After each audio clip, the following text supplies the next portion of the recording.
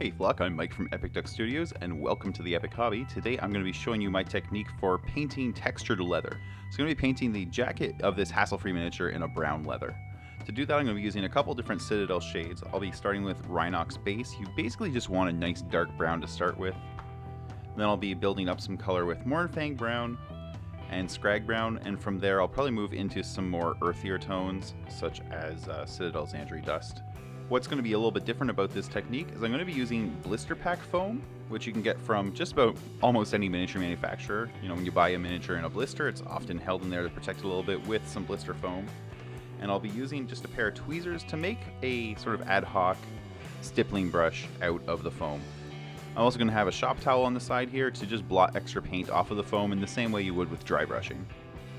So the key to making a nice little stipple brush from foam is you just need a small piece of it, and it's this torn edge that's really where you get the sort of the stippling detail. And what I like to do is I like to use a different piece for each layer of the stippling so I don't end up with any repeating patterns. What I like to do is just fold it sort of inside out so all of the torn material is on the outside of it, and then hold it tightly with a pair of tweezers.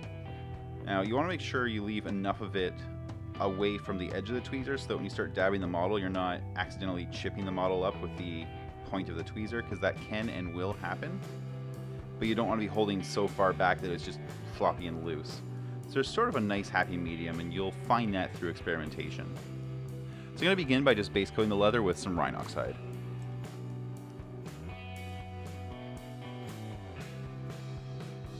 See here, I'm just getting a little bit of the color on my wet palette.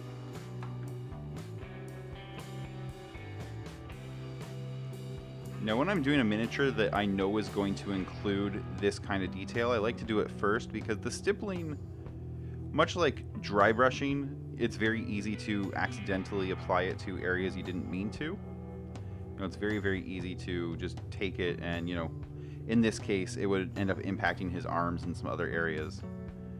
So it's, in many cases, even though it's, you know, kind of the most accessible detail, and you know, if you've watched my videos for any length of time, you know I like to sort of preach an inside out method where I'll often paint the hardest to reach details first and then work towards the most easily reached details later, so that you're slowly removing the likelihood that you'll screw up something and paint over, you know, a harder to detail area.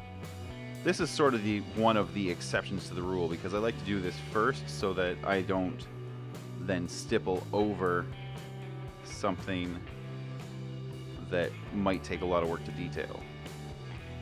I'm going to leave the collar untouched because I want to give it like a fur, like a bomber jacket style look. So I'm just going to make sure I get the underside of the collar here.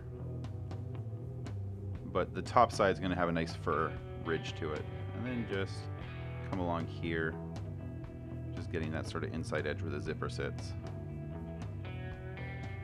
This side, we'll just make sure we get that underneath as well.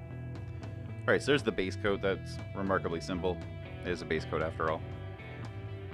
This is where we now start to work into our foam brush. So let's get a little bit of MOURNFANG brown on the palette.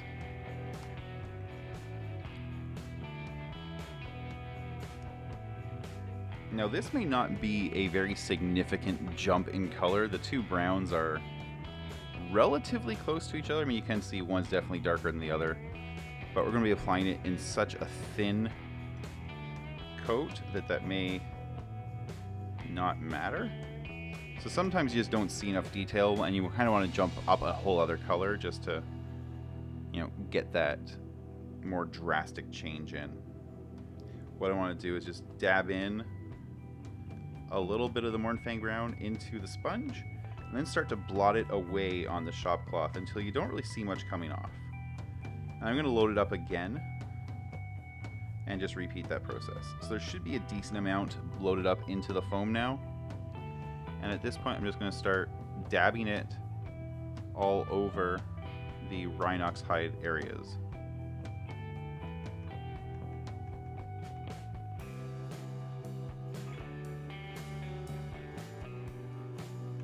You can see it's starting to lighten up a little bit, but you're not really seeing a lot of texture yet. Obviously it's going to be still nice and dark in areas like under the arm.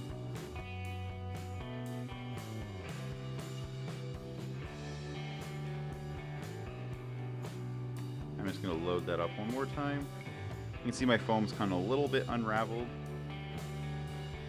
but that's okay. Mostly that means we're going to be changing the shape of what we're dabbing, and that'll give it a more dynamic, less repetitive appearance.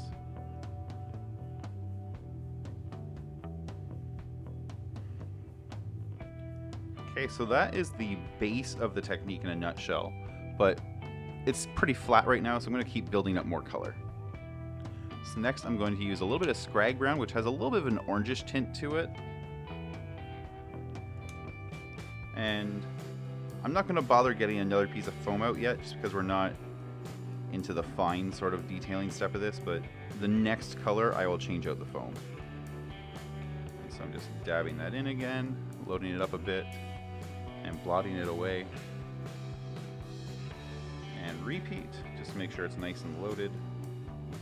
And just dabbing on the shop cloth or the paper towel until there's not much left.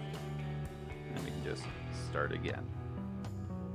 So you can see, a pretty instantaneous impact from that lighter brown now. But you can still see both of the darker shades showing through.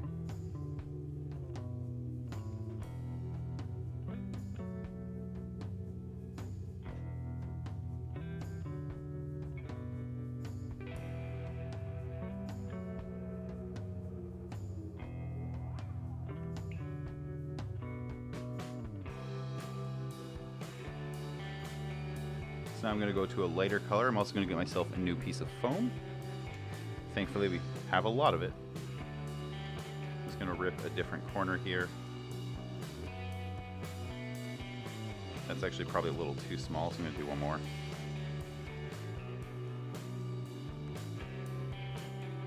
There we go. And for this I'm going to use a little bit of Citadel ZANDRI dust.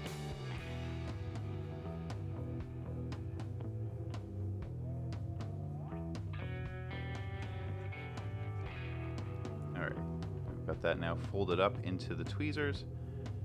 Just loading that up and blotting it away. Now this paint is a little bit thinner because I did pre-thin it when I transferred it to a dropper bottle. If you're interested in how to do that yourself, there's a video on my channel.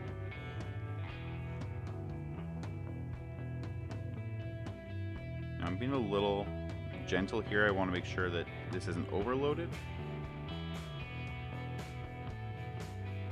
before I just kind of go nuts with it. Again, because it is a thinner paint, it can kind of apply a little too easily.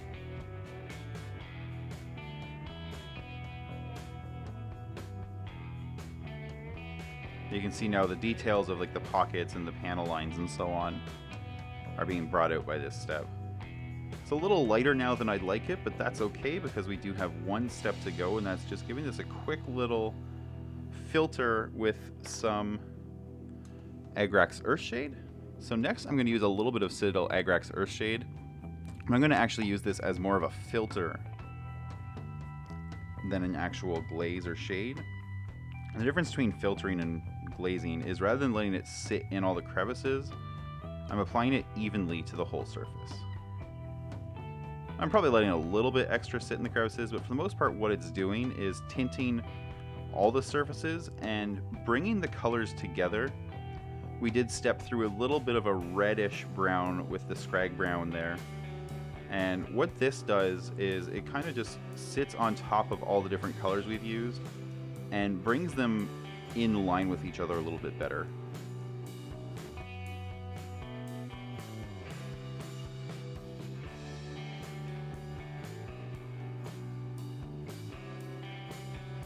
Now we're just going to let that dry before we come back to it. Alright, at this point that AGRAX Earthshade filter is completely dry, and the leather's looking pretty good. The only problem is it's actually looking a little bit too new, so we can go ahead and fix that by just adding some scratches in.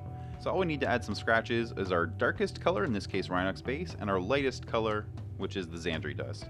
And the other one is just a little bit of the dark color, the base color, on your brush, and just do some small, diagonal scratches. You don't want to do too many, you don't want to do overboard, but a couple will really kind of help. Especially at this scale, it doesn't take a lot to sell the idea of wear and tear. And also, if there were any folds in the leather that maybe got blotted out by the stippling process, then you could paint them back in with this color as well.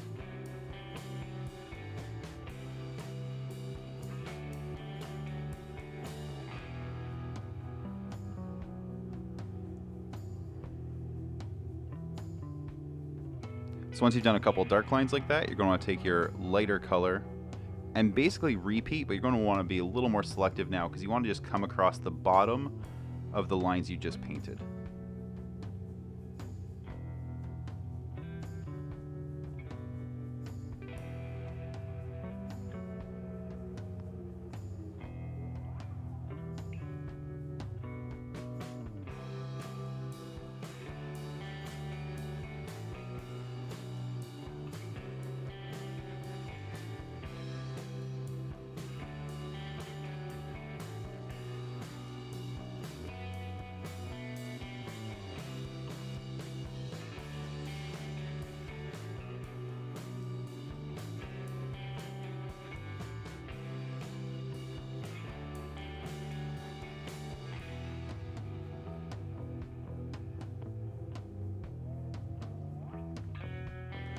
So what you can do now is just take that final color, the ZANDRI dust, and do a little bit of edge highlighting. You don't want to go nuts with it, but it does help to sort of distinguish some aspects of the model, especially when it's a busier piece. You know, there's a lot of different aspects to this leather, especially on the front where it has, you know, a collar and some pockets. And just picking out the edge of a pocket or the edge of the collar can really help improve the readability of some of these details.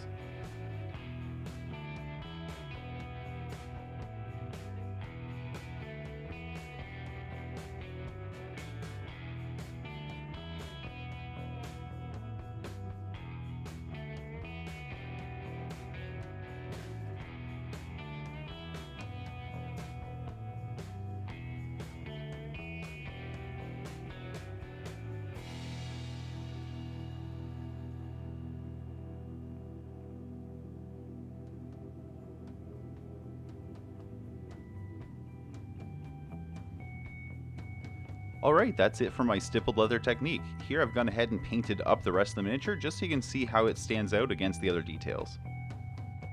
Hey, I hope you enjoyed this video. There's plenty more here on YouTube. You can also join me twice a week at twitch.tv/epicduckstudios on Thursday and Sunday evenings at 8 p.m. Eastern, where I do stream my painting live. If you want to support the show, you can do that at patreon.com/epicduck. Even giving as little as $1 a month helps keep the lights on and the paint flowing. You can also help by hitting subscribe here on YouTube or sharing this video with some friends. Thanks a lot!